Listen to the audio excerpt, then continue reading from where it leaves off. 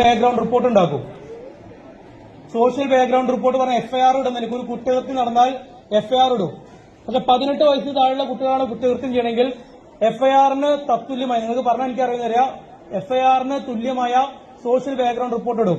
അങ്ങനെ ഇടുന്ന കുട്ടികളെ ഐഡന്റിഫൈ ചെയ്ത് അവരെ സ്റ്റേഷനിലേക്ക് വിളിച്ചു വരുത്തി അവരുടെ അച്ഛനമ്മമാരെ കൊണ്ട് ജെ ബോർഡ് എന്ന് പറഞ്ഞ ബോർഡുണ്ട്.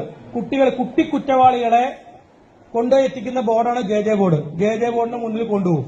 ജെ ബോർഡിന് മുന്നിൽ കൊണ്ടുപോകുന്ന കുട്ടികൾ അവിടുന്ന് ചിൽഡ്രൻ ഹോമിലേക്ക് മാറ്റപ്പെടും. പിന്നെ നിങ്ങൾക്ക് കുറ്റകൃത്യങ്ങളുടെ ലോകത്ത് വിരാജിക്കാം, തമ്പുരാക്കന്മാരായിട്ട് വിരാജിക്കാം. പഠനത്തിന്റെ ലോകത്തല്ല, അറിവിന്റെ ലോകത്തല്ല.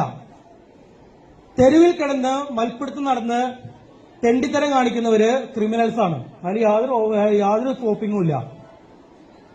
എന്റെ ഭാഷയിൽ ക്രിമിനൽസാണ്, പക്ക ക്രിമിനൽസാണ്. അത് വിദ്യാർത്ഥികളായാലും കൊള്ളാം, വലിയവരായാലും കൊള്ളാം, ക്രിമിനൽസ് തന്നെയാണ്. നിങ്ങൾക്ക് ചിരിയുണ്ടല്ലോടാ, ചിരി വരുന്നുണ്ടല്ലേ? ഞാൻ ചിരിക്കാനുള്ള കാര്യമാണ് ഇവിടെ പറയണത്.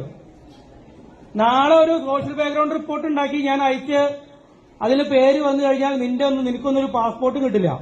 അത് ഉറപ്പിച്ചോ. ഒരു പുറത്തേക്ക് പോകാൻ കിട്ടില്ല, ഒരു പാസ്പോർട്ട് കിട്ടില്ല. ഇന്നൊരു തൂപ്പുകാരന്റെ ജോലി കിട്ടാൻ, പെട്രോൾ പമ്പിൽ അടിച്ചു കൊടുക്കാൻ നിൽക്കണമെങ്കിൽ പോലീസിന്റെ ക്ലിയറൻസ് സർട്ടിഫിക്കറ്റ് വേണം. ഇവൻ ക്രിമിനൽ കേസിൽ ഉൾപ്പെട്ടിട്ടില്ല എന്ന സർട്ടിഫിക്കറ്റ് വേണം. അവിടെ കമ്പ്യൂട്ടറിൽ ഒരു വട്ടം കയറി കഴിഞ്ഞാൽ പിന്നെ ജന്മമുണ്ടെങ്കിൽ നിങ്ങൾക്ക് ആ ക്ലിയറൻസ് സർട്ടിഫിക്കറ്റ് കിട്ടില്ല. PCC എന്ന് പറയും, പോലീസ് ക്ലിയറൻസ് സർട്ടിഫിക്കറ്റ് കിട്ടില്ല. പിന്നെ ഗോവിന്ദ സ്വാഹ കഴിഞ്ഞ ജീവിതം. ഈ സിനിമ കണ്ടിട്ട് പല തോന്നിയാസ സിനിമകൾ നമ്മുടെ ഇപ്പം ഇറങ്ങിക്കൊണ്ടിരിക്കുകയാണ്.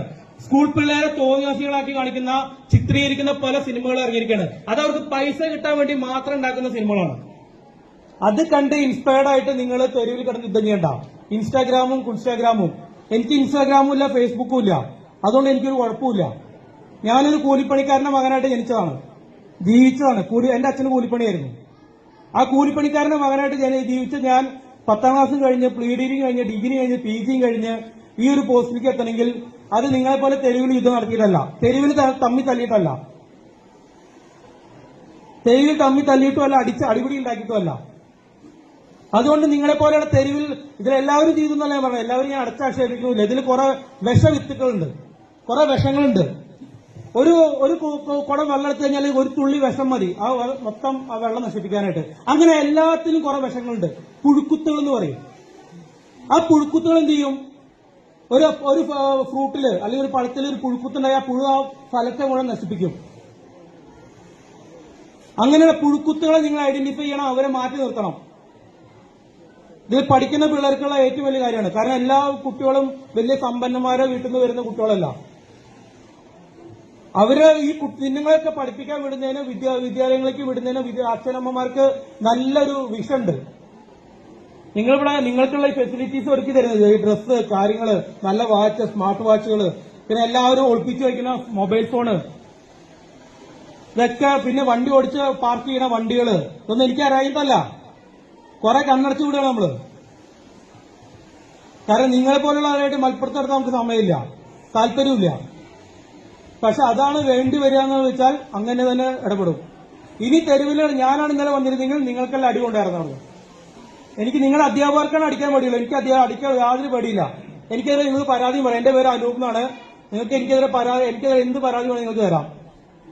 ഞാൻ പല പണി ചെയ്തിട്ടതാണ്. ഞാൻ ചെറുപ്പത്തിൽ നിങ്ങളുടെയൊക്കെ പ്രായത്തിൽ പണിക്ക് പോയിട്ടുള്ളതാണ്. അതിന്റെ തഴമ്പാണ് എന്റെ കയ്യിൽ കിടക്കുന്നത്. ഞാൻ പണിക്ക് പോയി പണി പഠിച്ചവനാണ്. ഈ പണീനെ വേണമെന്നില്ല. എനിക്ക് ഒരു പേടിയില്ല ഒരുത്തിന്. നിങ്ങൾ അധ്യാപകർക്ക് പേടിയുണ്ടാവും, എനിക്ക് പേടിയില്ല. ഞാനൊരു അധ്യാപകനായിട്ടുണ്ട്, കുറച്ച് കുട്ടികളെ പഠിപ്പിച്ചുള്ള ഞാനും. അപ്പൊ ആ ഒരു പരിപാടിയില്ല. നിങ്ങളുടെ സ്കൂളിൽ ഇപ്പൊ ലാസ്റ്റ് ഒരാള് അദ്ദേഹം പറഞ്ഞു നാട്ടുകാരെ ഇടപെടുന്നു. ഈ നാട്ടുകാരുടെ ഇടപെടൽ കാരണം ഞാൻ ഇപ്പൊ വന്നത് ഇവിടെ. നിങ്ങൾ റോഡിൽ കിടന്ന് തോന്നിയസം കാണിക്കുമ്പോൾ നാട്ടുകാർക്ക് അത് പബ്ലിക് ന്യൂസൻസ് പറയും, പൊതുശല്യം. ഈ സ്കൂളിലെ പിള്ളേര് പൊതുശല്യങ്ങളായി മാറുകയാണ്. എന്തൊരു നാണക്കേടാണ് മക്കളെ.